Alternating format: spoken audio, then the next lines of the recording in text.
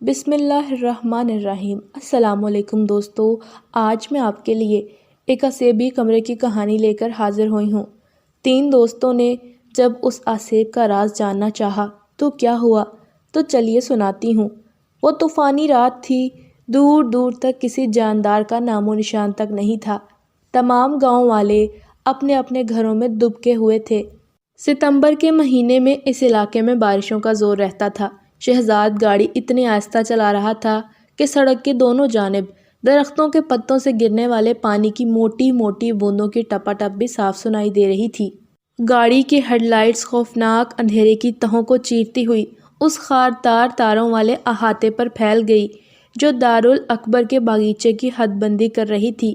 اس اونچے مقام سے دور مغرب میں ہندوستان کے شہر اکبر پور کی دیہاتی آبادی میں تیز بارش سے بھیگتے کھڑے جھونپڑوں میں مدھم مدھم چراغ ٹمٹما رہے تھے۔ ان کی گاڑی جیسے ہی رکی، 4 خادم گاڑی کا ہارن سن کر تیزی سے اس طرف دوڑے اور قریب آ کر ادب سے کھڑے ہو گئے۔ پھر راحیل کا اشارہ پا کر انہوں نے سامان اٹھا لیا۔ اس نے اپنے دوستوں کا تمام گھر والوں سے تعارف کروایا۔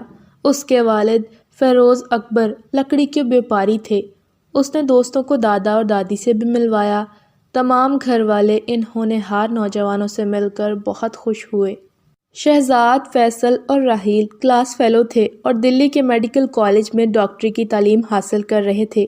شہزاد ملک کے نامور سائنسدان کا بیٹا تھا جن کی ملک کے لیے ایٹمی اور جوہری خدمات مسلمہ تھیں۔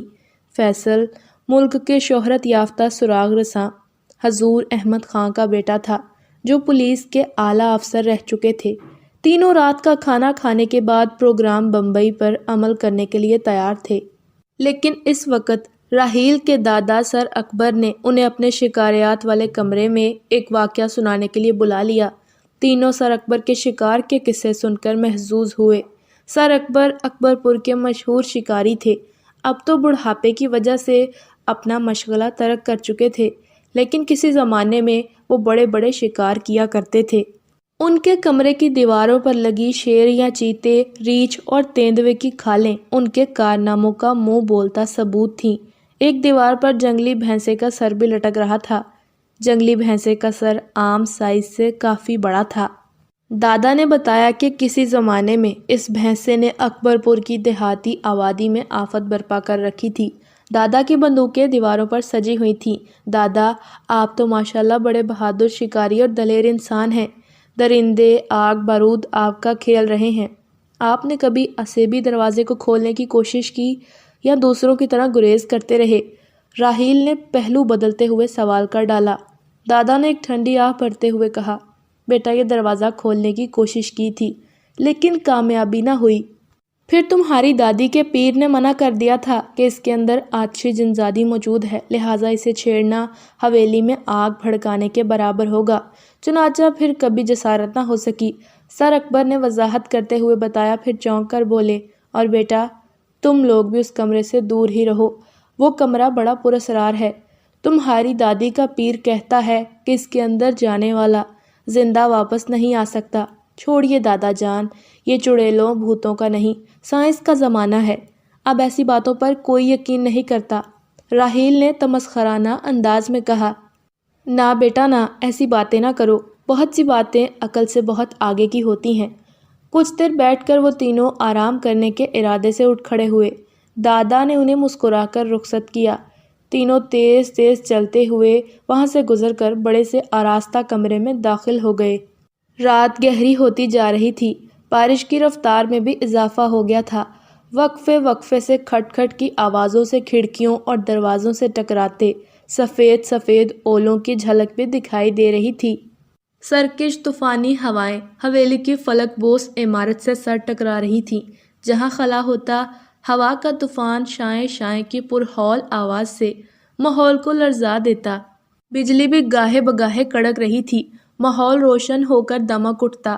انسان اور جانور دونوں اپنی اپنی پناہ گاہوں میں دبک کر بیٹھ گئے تھے۔ تینوں سرگوشیوں میں باتیں کر رہے تھے، ان کے منہ ایک دوسرے کے کان سے لگے ہوئے تھے۔ پھر رات کے تقریباً 1 بجے وہ اپنے کمرے سے باہر نکلے۔ حویلی کی چند بتیاں روشن تھیں، لیکن سب لوگ بستروں میں جا چکے تھے، صرف حویلی کے چوکیدار برآمدے باغ اور رقبی حصے میں موجود تھے۔ وہ سردی سے ٹھٹھرتے ہوئے حقے کے کش لگا رہے تھے۔ تینوں دوست مطلوبہ مقام پر پہنچ کر رک گئے۔ لیکن اگر کچھ ہو گیا تو دادا اور دادی تو مجھے ہی ذمہ دار ٹھہرائیں گے۔ راحیل نے گردن گھما کر دوسری منزل پر واقع آسیبی دروازے کو گھورتے ہوئے کہا، جو رات کے اندھیرے اور سناٹے میں پراسرار دکھائی دے رہا تھا۔ دروازے کے سیاہ نقش و نگار اس وقت ایک ہیبت ناک شکل کے روپ میں نظر آ رہے تھے۔ فیصل اور شہراز بھی ٹکٹکی باندھے دروازے کو دیکھنے لگے۔ اسی وقت موسلا دھار بارش اور تیز ہو گئی اور سرکش ہواؤں کی شدت میں بھی اضافہ ہو گیا۔ راحیل نے سہمے ہوئے لہجے میں اپنی بات جاری رکھی، دادا جان نے جب بھی اس ہندو طرز کے دروازے کو اکھاڑنے کے لیے مزدور لگائے ہیں، عجیب عجیب واقعات پیش آئے۔ ایک مرتبہ مزدوروں کے ہاتھ الٹے سیدھے پڑنے لگے، ایک بار مزدوروں کے اوزار ٹوٹ پھوٹ گئے، اور ایک دفعہ تو ان کے اوزار اتنے وزنی ہو گئے تھے کہ انہیں اٹھانا دوبر ہو گیا۔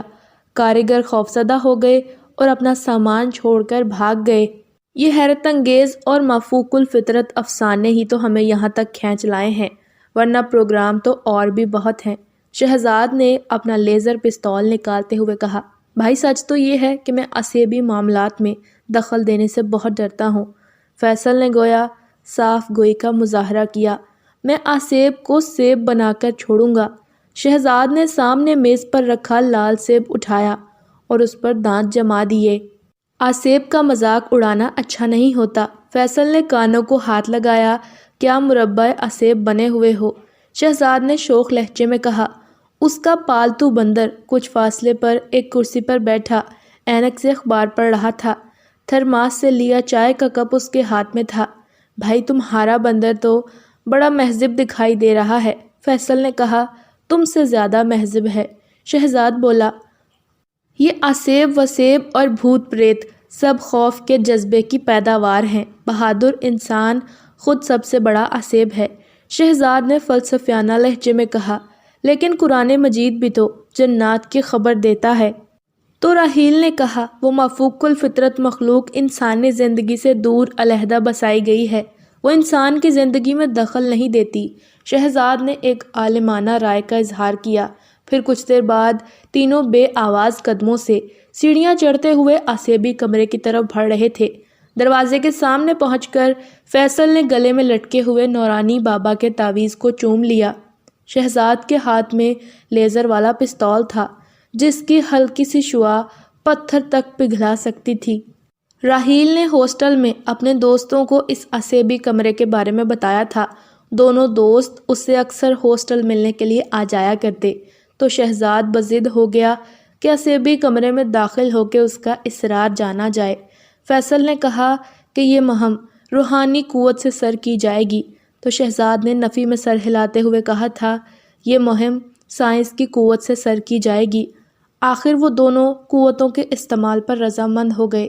تینوں دوست ایڈونچر کے بے حد شوقین تھے۔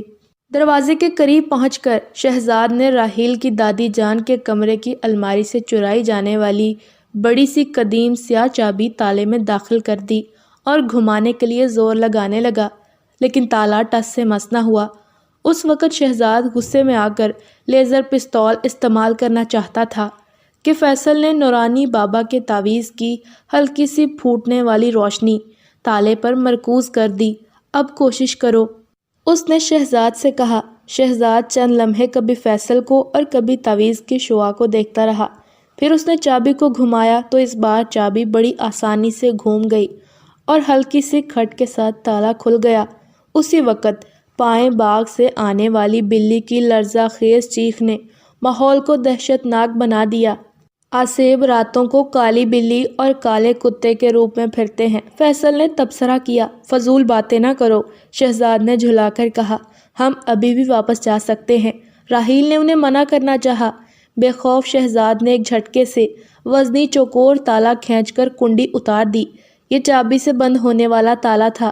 شہزاد نے تالا باہر رکھ کر دروازے کو دھکیلا تو وہ مدھم سی بھیانک چرچراہٹ کے ساتھ کھلتا چلا گیا۔ اندر داخل ہو کر شہزاد نے ٹارچ لہرائی تو دروازے کے دائیں جانب دیوار پر پرانا سا سوئچ بورڈ موجود تھا۔ فیصل نے آگے بڑھتے ہوئے کمرے کی بتیاں روشن کر دیں۔ یہ کمرہ خاصا لمبا چوڑا تھا۔ کمرے کی ہر چیز پرانی، زرد اور دودھیا روشنی میں لپٹی پراسرار دکھائی دے رہی تھی۔ ارے یہ کیا؟ شہزاد کی حیرت زدہ آواز نے انہیں میز کی طرف متوجہ کر دیا۔ میز پر موجود ایش ٹرے میں آدھا جلا ہوا سگریٹ موجود تھا، جس سے پتلی سی دھوئیں کی لکیر بل کھاتی ہوئی اٹھ رہی تھی۔ لکیر کا تعاقب کرتے ہوئے انہوں نے کافی بلندی پر لگے وال کلاک کو دیکھا تو حیرت سے اچھل پڑے۔ میں نہ کہتا تھا کہ یہ کمرہ اسیبی ہے، آؤ بھاگ چلیں، راحیل نے کانپتی ہوئی آواز میں کہا۔ اب ایسا بھی کیا ڈرنا، شہزاد نے بے خوفی سے کہا۔ ان کی نظریں وال کلاک پر چپک کر رہ گئیں۔ کلاک کی سیکنڈ کی سوئی الٹی چل رہی تھی۔ ان کی گھڑیوں میں 1:30 بجے کا وقت تھا، لیکن کلاک پر سوئی الٹی چل رہی تھی اور رات 10 بجے کا وقت ہونے والا تھا۔ مزے کی بات یہ ہے کہ بند کمرے میں لگے اس وال کلاک پر موجود تاریخ آج کی تھی، حالانکہ یہ ہاتھ سے تاریخ بدلنے والا بہت پرانا کلاک تھا۔ اس پتھر کی گڑیا نے مجھے آنکھ ماری ہے، فیصل نے حیرت زدہ لہجے میں شہزاد کو جھنجھوڑ کر آتش دان کی طرف متوجہ کیا۔ کیا بےہودگی ہے! شہزاد کمرے میں بائیں طرف 8-10 فٹ کے فاصلے پر موجود ایک بڑے آتش دان پر رکھی 1.5 فٹ کامت کی گڑیا کو گھورنے لگا، جو سفید پتھروں کی بنی ہوئی تھی۔ فیصل کچھ سوچتا ہوا آگے بڑھا اور آتش دان پر رکھی گڑیا کی کلائی پر بندھی گھڑی کو دوربین سے دیکھنے لگا۔ اگلے ہی لمحے اس کے منہ سے حیرت کی چیخ نکل گئی۔ اس چھوٹی سی مصنوعی کھلونا گھڑی پر بھی وقت الٹا چل رہا تھا اور آج کی تاریخ چمک رہی تھی، لیکن گھڑی کے ڈائل کی سطح پر 2 چھوٹی چھوٹی انگارہ سی لال آنکھیں ایسی لگ رہی تھیں جیسے کہ ان کے اندر زندگی کی رمق موجود ہو۔ شہزاد نے بےتابی سے دوربین سے گھڑی کا جائزہ لیا، لیکن کچھ معلوم نہ ہو سکا۔ سرخ آنکھیں کافی خوفناک سی تھیں، جنہیں دیکھ کر جھرجھری سی آ گئی۔ یہ کیا ماجرا ہے؟ آٹومیٹک گھڑی کی مشینری بھی بند کمرے میں اتنا عرصہ نہیں چل سکتی، وہ بڑبڑایا۔ راحیل تو دونوں ہاتھوں سے سر کو پکڑے کمرے کے بیچوں بیچ بیٹھ گیا، اور اس وقت تو اس کے منہ سے ایک بھیانک چیخ نکلی جب اس نے بند کھڑکی کو خود بخود کھلتے دیکھا۔ باہر سے سیاہ دھوئیں کا ایک بگولا اندر داخل ہوا اور وہ بگولا اونچائی پر چکرانے لگا۔ دھوئیں سے انہیں گھبراہٹ اور آنکھوں میں جلن سی محسوس ہونے لگی۔ شہزاد ڈرامائی انداز سے چلتا ہوا گڑیا کے سامنے جا کر رک گیا۔ اس گڑیا کی آنکھوں کی تیز سرخ چمک دیکھ کر عجیب سی بے چینی کا احساس ہوتا تھا۔ شہزاد خاموش کھڑا ٹکر ٹکر گڑیا کو گھورنے لگا۔ پھر اچانک اس نے اپنا دایاں ہاتھ بڑھا کر گڑیا کو اٹھانا چاہا، لیکن 1.5 فٹ کی گڑیا اسے من برابر وزنی محسوس ہوئی۔ بار بار کوشش کے باوجود بھی وہ گڑیا کو ہلا نہ سکا۔ شہزاد نے محسوس کیا کہ گڑیا تو اپنے اصل وزن میں ہے، لیکن کوئی پراسرار قوت گڑیا کے اندر موجود ہے جو اپنا زور لگا رہی ہے۔ اس نے غصے سے ہاتھ ہٹا لیا اور دوسرے ہاتھ میں موجود لیزر پستول سے گڑیا پر فائر کر دیا اور ٹریگر پر مسلسل دباؤ رکھا۔ لال رنگ کی باریک شعاع نال سے نکل کر گڑیا پر پڑنے لگی۔ گڑیا دہکتی چلی گئی، پھر اچانک بے آواز دھماکے کے ساتھ فضا میں منتشر ہو گئی۔ فیصل اور راحیل یہ منظر دیکھ کر چونک اٹھے۔ یہ کیا ہوا؟ راحیل نے کانپتی آواز میں پوچھا۔ کچھ نہیں، شہزاد نے بے خیالی میں کہا۔ اب آئی شامت، فیصل نے گھبرا کر کہا۔ اسی وقت شہزاد نے مائکروسکوپ کا شیشہ نکالا جو باریک سے باریک ذرات تک دیکھ سکتا تھا۔ شہزاد نے شیشے سے آتش دان کے آس پاس ماحول کا جائزہ لیا۔ فضا میں آگ کی باریک باریک چنگاریاں سی اڑتی ہوئی نظر آ رہی تھیں۔ اسے اچانک آتش دان پر گڑیا کا ایک ہاتھ نظر آنے لگا۔ گڑیا کا باقی جسم غائب تھا۔ راحیل کے منہ سے گھٹی گھٹی چیخ نکل گئی۔ فیصل بھی لرز گیا، شہزاد بھی ٹھنڈے پسینے سے نہا گیا۔ تینوں دوست مبہوت ہو کر ہاتھ کو دیکھنے لگے۔ اسی وقت دوسرا ہاتھ اپنی جگہ پر نمودار ہوا اور وہ دھک سے رہ گئے۔ اف خدایا، کہاں پھنس گئے! راحیل چلا اٹھا، وہ تھر تھر کانپ رہا تھا۔ ان کے دیکھتے ہی دیکھتے گڑیا کی ٹانگیں اور باقی دھڑ بھی نظر آنے لگا اور اس کا وجود مکمل ہو گیا، البتہ سر ابھی غائب تھا۔ بے سر کی گڑیا، راحیل نے خوفزدہ لہجے میں کہا۔ تینوں کے دل زور زور سے دھڑکنے لگے۔ ان کے حلق خشک اور چہرے زرد پڑ گئے جیسے سارا خون نچوڑ لیا گیا ہو، لیکن اس وقت وہ بڑے زور سے اچھلے جب دیکھا کہ گڑیا کا سر بھی نمودار ہو کر یک لخت گردن پر پیوست ہو چکا تھا۔ اور چونکا دینے والی بات تو یہ تھی کہ اس مرتبہ گڑیا کی آنکھوں پر ایک سیاہ چشمہ موجود تھا۔ اسی لمحے کوئی چیز چھناکے کی آواز کے ساتھ کھڑکی کے ساتھ ٹکرائی۔ تینوں نے چونک کر کھڑکی کی طرف دیکھا۔ کھڑکی کا شیشہ چور چور تھا اور لال رنگ کا ایک سیب کمرے کے فرش پر کھڑکی کے سامنے پڑا تھا۔ یہ کیا ہوا؟ وہ بڑبڑائے۔ اسی وقت بے شمار سیب نیچے باغیچے میں لگے سیب کے پیڑوں سے ٹوٹ ٹوٹ کر کھڑکی کے ٹوٹے شیشے کے راستے اندر برسنے لگے۔ وہ بچنے کے لیے تیزی سے ادھر ادھر چھپنے لگے۔ ایک سیب بہت زور سے فیصل کی ران پر لگا، وہ چیخ اٹھا۔ ایک سیب راحیل کی کمر سے ٹکرایا اور وہ کراہنے لگا۔ البتہ شہزاد بچ نکلا اور صوفے کی آڑ میں بیٹھ گیا۔ فیصل نے ایک کرسی الٹ کر آڑ بنا لی اور راحیل نے میز کو ترچھا کر کے ڈھال بنا لیا۔ کمرے میں چاروں طرف سیب ہی سیب برس رہے تھے جو دیواروں، میزوں، کرسیوں سے ٹکرا ٹکرا کر فرش پر بکھر رہے تھے۔ سیب باری مسلسل جاری تھی۔ ان کے لیے آڑ سے نکلنا محال تھا۔ پھر کچھ دیر بعد سیبوں کی بچھاڑ بتدریج کم ہونے لگی۔ جب سیبوں کی آمد رکی تو شہزاد کو سامنے دیوار پر ایک لال رنگ کی مکڑی جالے سمیت نظر آئی۔ مکڑی کو دیکھ کر اسے عجیب سی بے چینی ہونے لگی۔ اچانک مکڑی کا جالا پھیل کر بہت بڑے حجم میں تبدیل ہو کر ان تینوں پر آ پڑا۔ ان کے منہ سے بے ساختہ چیخیں نکل گئیں۔ جالے میں ان کے جسم جکڑ گئے، ان کے دل اچھل کر حلق میں آ گئے اور جسم کے مساموں سے خوف کے مارے شدید سردی کے باوجود ٹھنڈا پسینہ پھوٹ پڑا۔ عین اسی وقت لال مکڑی اڑ کر ان کی طرف پرواز کرنے لگی تو مارے خوف کے انہیں اپنے سانس سینے میں اٹکتے محسوس ہوئے۔ اس مصیبت میں فیصل اور راحیل قرآنی آیات پڑھ کر زور زور سے پھونکے مارنے لگے۔ شہزاد نے لیزر پستول تلاش کرنے کی کوشش کی لیکن اس کے ہاتھ سے چھوٹ کر جانے وہ کہاں غائب ہو گئی تھی۔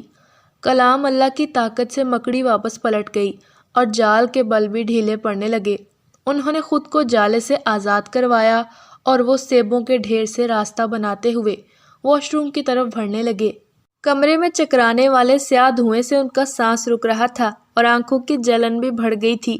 واش روم میں آ کر انہوں نے نلکا کھولا تو خوف سے تھر تھرا اٹھے۔ نلکے سے پانی کی بجائے سرخ خون بہہ رہا تھا۔ اسی وقت واش روم میں ایک وجود نمودار ہوا۔ وہ سرخ شولوں سے بنی کوئی جنزادی تھی، ان کے قریب کھڑی تھی۔ فیصل نے تعویذ اس کے سامنے کر دیا۔ جیسے ہی تعویذ میں سے سبز روشنی نکلنے لگی اور سرخ شولوں سے بنی چڑیل میں آگ بھڑک اٹھی۔ اب وہ چلاتی ہوئی باتھ روم سے نکل کر کمرے میں ادھر ادھر بھاگنے لگی۔ آگ میں جلتی چڑیل جہاں جہاں سے گزر رہی تھی چیزیں جھلس رہی تھیں۔ کمرے کے فرش پر بکھرے سیب مرجھا کر سیاہ پڑنے لگے اور کمرے کے پردوں نے آگ پکڑ لی۔ وہ تینوں اس ہیبت ناک تماشے کو سکتے کے عالم میں دیکھنے لگے اور اس وقت تو وہ حیرت سے اچھل ہی پڑے جب فیصل کے روشن تعویذ سے کسی بابا کی شبیہ نمودار ہوئی۔ وہ کہنے لگے، لڑکو ڈرو نہیں۔ دراصل قصہ یہ ہے کہ اس کمرے میں ایک ہندو عورت کو جو جادوگر تھی ایک مسلمان شہزادے نے عرصہ دراز قبل آگ میں جلا دیا تھا۔ وہ عورت نوجوان لڑکیوں کا خون پیتی تھی اور حیات ابدی حاصل کرنا چاہتی تھی۔ اس شہزادے کی رہنمائی بھی ایک بزرگ کر رہے تھے جو ہمارے مرشد تھے۔ اتفاق سے وہ جادوگر عورت آگ سے بچنے کا منتر پڑھ رہی تھی، چنانچہ وہ بدروح چڑیل بن گئی۔ یہ کمرہ اس کے محل کی خوابگاہ تھا، لہٰذا وہ اپنی خوابگاہ سے جدا نہ ہوئی۔ اس کے شوہر کو بھی شہزادے نے اسی جگہ قتل کیا تھا۔ بابا کی شبیہ غائب ہو گئی اور آواز آنا بھی بند ہو گئی۔ ہاں شہزاد، جنات، روحوں، بھوتوں پر یقین آیا یا نہیں؟ فیصل نے سکوت کو توڑا۔ واقعی یقین آ گیا، شہزاد نے کھوئے کھوئے سے لہجے میں کہا، اور یہ سب نورانی بابا کے تعویذ کی کرامت سے ہوا ہے، ورنہ چڑیل جالے میں جکڑ کر ہمارا خون پی جاتی۔ راحیل نے جھرجھری لے کر کہا۔ وہ چڑیل آگ میں جل کر بھسم ہو چکی تھی۔ اس وقت سرخ چڑیل کا وجود جل کر راکھ اور روشنی ختم ہو گئی تھی۔ تینوں دوست کچھ دیر سکتے کے عالم میں کھڑے رہے، پھر جلے ہوئے سیبوں سے گزرتے ہوئے دروازے کے قریب آ گئے۔ وہ چلتے ہوئے دروازے سے باہر آ گئے۔ گزرتے ہوئے اسی وقت بندر اچھل کر شہزاد کے شانے پر آ بیٹھا۔ شہزاد محبت سے اپنے پالتو بندر کی کمر پر ہاتھ پھیرنے لگا۔ انہیں اسیبی کمرے کا راز معلوم ہو چکا تھا۔ تینوں کے چہروں پر اطمینان تھا۔ تو ویورز، کیسی لگی آپ کو آج کی میری یہ کہانی؟ کمنٹس میں اپنی رائے کا اظہار ضرور کریں۔ مزید خوفناک اور سبق آموز کہانیوں کے لیے میرے چینل کو سبسکرائب کرنا نہ بھولیں۔